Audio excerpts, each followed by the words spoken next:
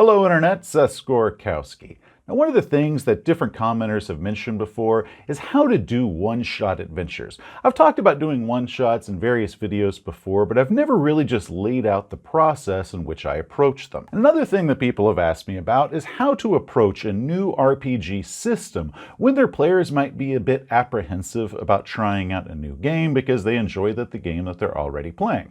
Now, I hope to expand on that topic eventually in a different video, but what I'm going to say right now is one of the easiest and most effective ways of trying out a new tabletop system, not just for you, but talking your players into trying out a new system, is to do that with a one-shot adventure. It's sort of a low-commitment way to test drive out a new game, see how it handles, possibly get it out of your system, and then once you're done with that, there's no commitment, you can go back to what you were doing before. Or for players that might want to dip their toe into trying out being a game master for a change, one-shots are a wonderful way for them to actually try out being a game master, but not having to commit themselves into running an entire campaign before they even know if they like running yet. And give your normal game master a chance to play for once. So that is the subject today, running a one-shot adventure, or at least the method in which I run a one-shot adventure. There are a lot of different methods out there, so we'll see if mine works for you. But one thing that I'm going to say right now is there is going to be a whole lot of case by case depending on what the one-shot adventure is. It's mostly going to be case by case. Okay, they're actually always case by case. Now, just to make sure that we're all on the same page, whenever I use the term one-shot,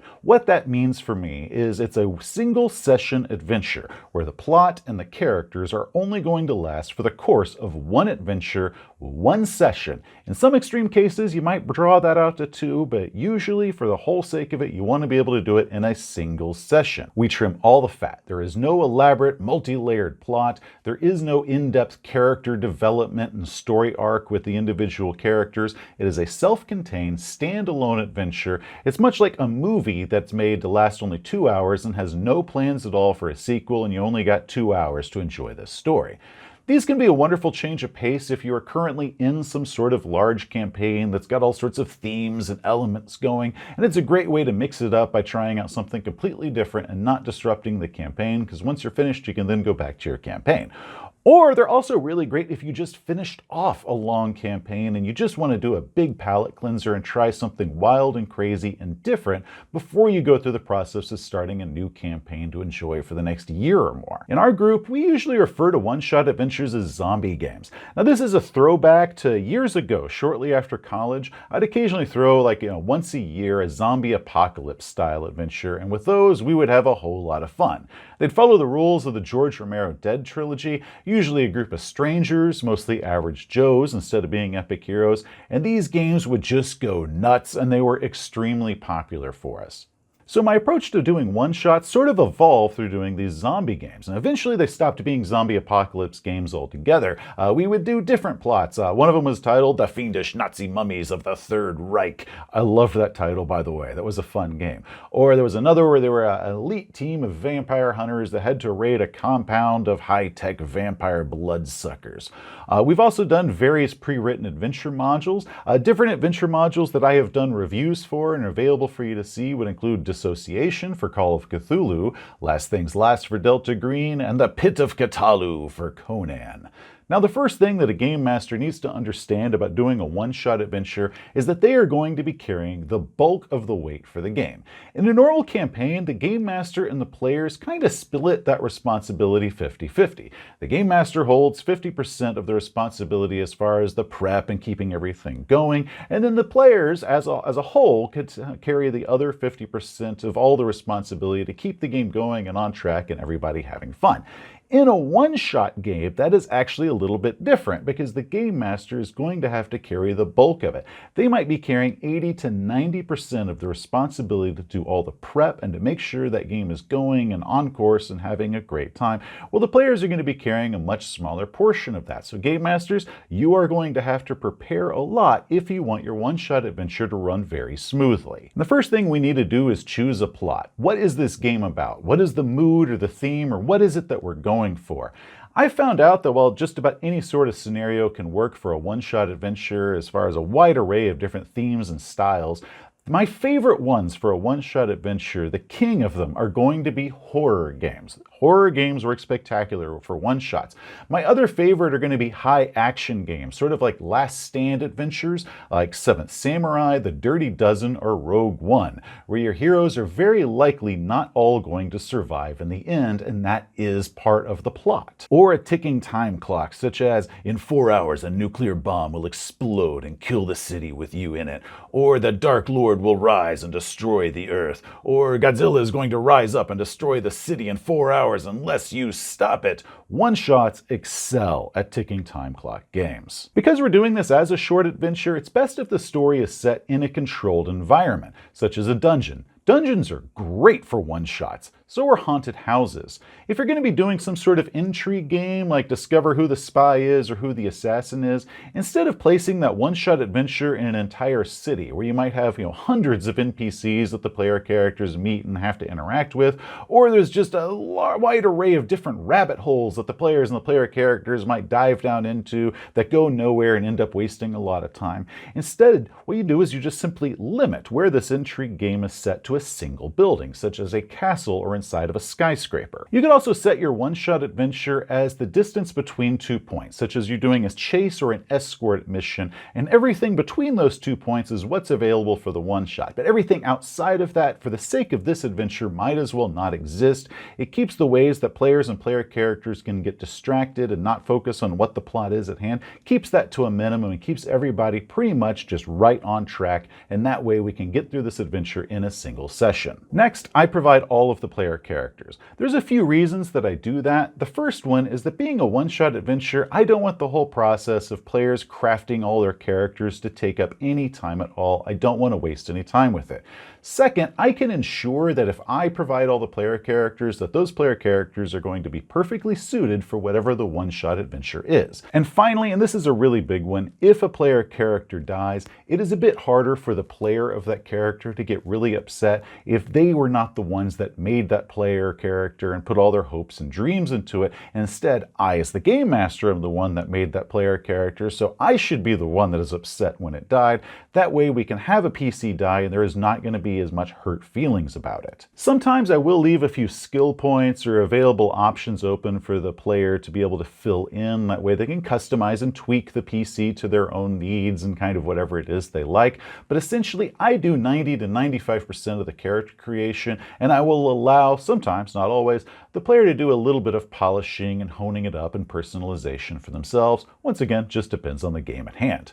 Not only do I provide all of the player characters, I make extras. So if I'm running a game with, let's say, 5 players, I might offer 8 to 10 characters for those players to choose from. Now sometimes I might show them all the players before the game, let them choose whichever one it is that they want. But another method that I've done is that instead of showing them what the player character is, I will merely describe them, usually through kind of vague parts of, what their archetypes are, what a strength or two of theirs are. Let the players choose which character it is, and then once the game starts, I hand them the character sheet and let them see what the character is, because sometimes there's a few surprises, both good and bad. Okay, Mike, you said you wanted to play the truck driver. Todd, you said you wanted to be the combat veteran. Awesome! I got the best one. And Dweebles, you said you wanted to be the fry cook. Sweet! My truck driver's got a 44 Magnum! Yeah, it's going to be in his truck when the game starts. It's not going to be on his person. Dude, my guy is 76 years old. His physical stats are terrible. Yeah, he's a veteran of the Vietnam War. Also, you have a heart condition and a bum knee. Damn it! My guy is amazing! Check out these combat skills! Yeah, your character is a Navy SEAL, and he's just been working in his parents' diner after finishing his last tour. Who sucks now? This method of doing it is really just a throwback from our old zombie apocalypse games where we started it. Now with the extra, the unchosen player characters that I had made, I might hold on to those PCs for later use in the adventure, or I might just brutally slaughter all those PCs in the opening scene of the game. Such as we had 10 characters, 5 of them are now PCs, and the opening shot of the game, I am going to be murdering those 5 characters that they did not choose. Or if the one shot is going to be taking place in some sort of remote location where it's going to be be near impossible to bring in any new PC in case one of the player characters dies, what I'm going to do is I might keep these around as extra characters, as NPCs that we can use as emergency backup characters in case and probably when one of the player characters dies. They can then assume the role of this other character that they didn't choose, that had been an NPC. They can now play this character and they can stay in the game and keep having fun. A good example of a scenario that I did this on was the Derelict for Call of Cthulhu, where all the characters arrived together on a yacht to explore a ghost ship. The cast of characters who arrived were the only characters that were going to be available throughout the whole adventure, so I went ahead and kept the others as backup NPCs, that way that we could activate those, keep the players going in case they lost their character, and keep them having fun. For the game itself, once it begins, you should go directly to the plot. What is this game's objective? Make that very clear very quickly. This is a one-shot, so we don't have time for the slow role playing it out of all the PCs meeting each other and hinting at whatever their greater backstories are. No, we need to get straight to it. You can tell them whatever the plot is before the game. Maybe the characters know what it is before the game, such as your character's on a rescue mission to save the passengers of a disabled space freighter, and the game starts as your ship arrives near the space freighter as you wake up from the sleeping pods and go. Maybe it just starts with them already outside the dungeon holding the tattered remains of some map that brought them there, much like the beginning of Raiders of the Lost Ark. We start off in the jungle, we don't know how we got there, it doesn't matter. He has a map, no explanation as to how he got it. The only thing that's important is that we have arrived and we are now entering the dungeon. The story begins now. Maybe you could have the session begin with a false plot, what's not going to be the final plot, such as Predator. Your elite team of super soldiers are sent to the jungle for a rescue mission, but oh no, now we're being hunted by an alien and we gotta get to the chopper in time. So we start off with a plot. There is an objective up front. As the game progresses, it then morphs into the full plot for what the game is. But whatever it is, when the game starts, the PCs have an objective. Next, once the game begins, pull no punches. This is one of the more fun aspects of a one-shot adventure that it has over a regular RPG game. Because this should play out more like a standalone movie with no plans of ever having a sequel, and the players aren't going to be making any sort of long-term commitments to any of these characters, we can use and enjoy certain techniques in gaming that we normally can't use in normal games. Namely, we can be brutal. Remember when I talked earlier about using the unchosen player characters to become NPCs or emergency backup characters that the players can use in case any of their characters die? This is where you get to use this, and this is where you get to use this the most effectively. In a normal game, even if the game master is not skewing any of their dice behind the screen, they're throwing them out there in the open, the players know that the game master is not pulling any of their punches. In truth, they're still pulling their punches. For example, in a normal RPG game, your characters are attacked by a sniper. The sniper's weapon is so powerful that it will likely result in a one-shot kill. Now, when that sniper makes their appearance in your game, it is going to be no fun and justifiably piss your players off if you just murder their PC without any warning at all. As you guys step out of the building, Todd's head explodes, and a second later you hear the boom of a sniper's 50 cal. I'm dead? Oh yeah. Dude, that sucks. I've been playing this guy for weeks, and I was just about to level up. I had plans, and you just killed him without any warning. Hey, what can I say? That sniper made some good rolls. But in a one-shot game, we can get away with it. Todd's head explodes, and a second later you hear the boom of a sniper's 50 cal. I'm dead? Oh yeah, blew your head clean off. So now you're going to be the NPC that was standing behind your last player character and you're splattered in brain matter. Okay, then I'm going to shout sniper and hit the deck. Guys, we're going to pay this bastard back. Let's do it. In a normal game, a game master is still going to pull their punch. Maybe that sniper is going to miss on their opening shot, meaning they're probably a crappy sniper, but they miss and that gives them the hint that there's a sniper and the PCs can duck and hopefully possibly live through this. Or the sniper is going to shoot some random NPC, and as the NPC's head explodes, the PCs are like, oh crap, sniper, and they dive for cover. Or the game master is going to give them some sort of hint that a sniper attack is coming, such as a red laser moving up their body, which by the way, snipers do not use lasers. Or they could possibly see the glint off of the sniper's rifle scope, and that can give them the opportunity to duck and get out of the way, once again meaning it's probably a crappy sniper, but that's still a hell of a lot more fun than just straight up murdering a player character without any warning at all. But in a game that's explained up front to everybody at the table that this is a one-shot adventure and is going to go no further, and the players were all provided with their characters. They didn't get themselves emotionally invested through the process of creating them.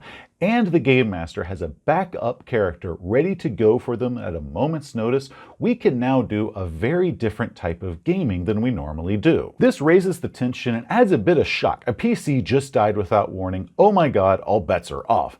Also, if the players do know up front that all of these NPCs wandering around with them are just going to be some backup characters, they're going to begin thinking of them as sort of like extra lives. So it's like, oh, we don't have to worry, we got 4 extra lives waiting for us. And then in a very short moment, all of a sudden, all those extra lives are spent because a few PCs died and they're now playing the old backup characters, or some of the NPCs never even got activated because they were just annihilated up front. That suddenly ratchets up the tension because it's like, holy crap, this just got real. This is going to be a brutal game, and all of our safety nets are now suddenly gone, and that's when the adrenaline kicks in, and that's when we hit a different type of fun. Finally, watch the clock. Remember that this is a one-shot game, and we don't have all the time that we do in a normal game to dive into character side quests, get into long discussions about what our battle plan is, or just normal player chit-chat because we're all friends. We don't have time for any of that. The clock is ticking, and at the end of the game, the adventure is done.